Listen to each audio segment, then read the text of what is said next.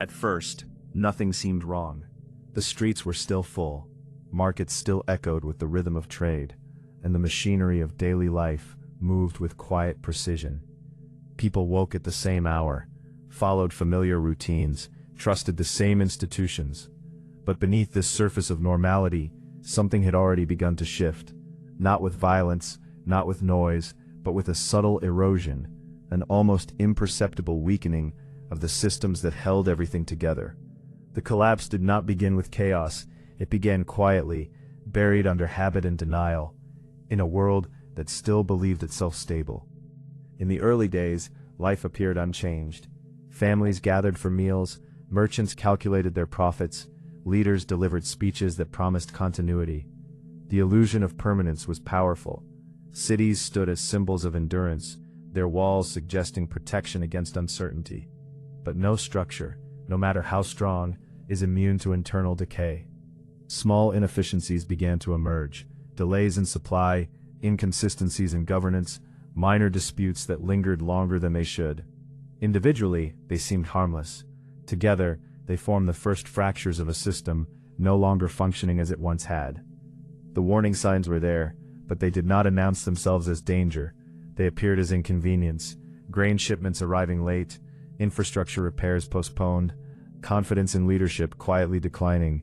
Conversations changed in tone, though not yet in content.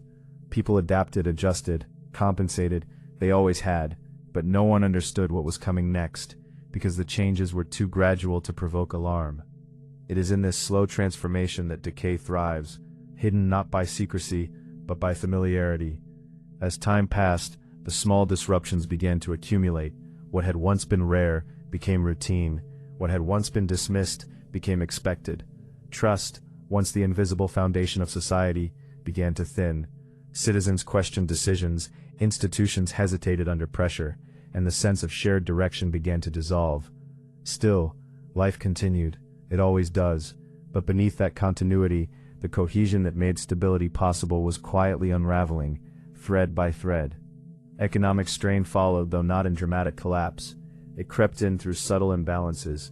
Prices shifted unpredictably, opportunities narrowed, wealth concentrated in fewer hands, while scarcity spread among many. Markets that once thrived began to fluctuate, no longer guided by confidence, but by uncertainty. Yet even then, the system held. Barely. Because collapse is not an immediate failure, but a prolonged weakening, where resilience delays the inevitable, but cannot prevent it. Political structures, once firm, began to show signs of fatigue. Decisions grew reactive rather than strategic. Leadership fractured under competing interests, each faction attempting to preserve its own stability, while the broader system faltered. Laws were enforced unevenly. Authority became inconsistent. And in that inconsistency, something deeper was lost. The belief that the system was fair, predictable, and worth maintaining. By the time the signs became clear, it was already too late to restore what had been quietly eroded. Social cohesion followed the same path. Communities that once functioned with shared understanding began to fragment. Suspicion replaced cooperation. Narratives diverged. Where there had once been collective identity, there was now division. The change was not explosive, it was gradual, almost invisible until the distance between individuals became too great to ignore. And when a society loses its sense of unity, even the strongest institutions begin to falter under the weight of disconnection. Then came the moment when the system could no longer conceal its instability, not through a single event, but through a convergence of failures.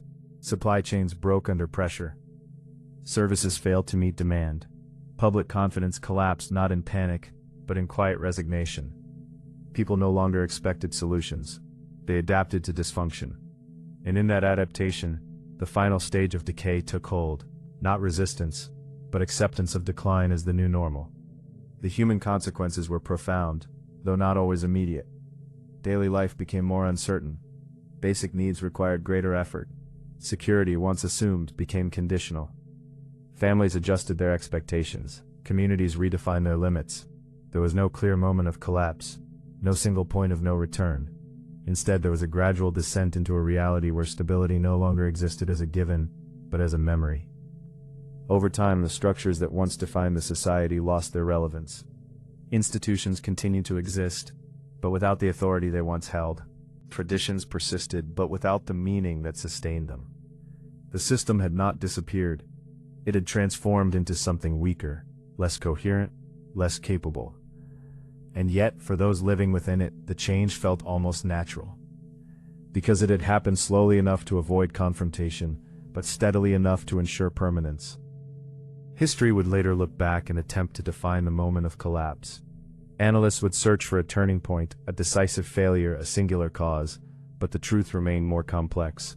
The collapse did not occur in a moment.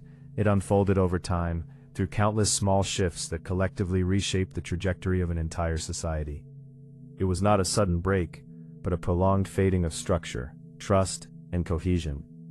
And in the end, what remained was not the image of destruction, but the quiet aftermath of transformation, a world that still functioned, but differently, a society that still existed, but diminished. The collapse had not erased everything, it had redefined it.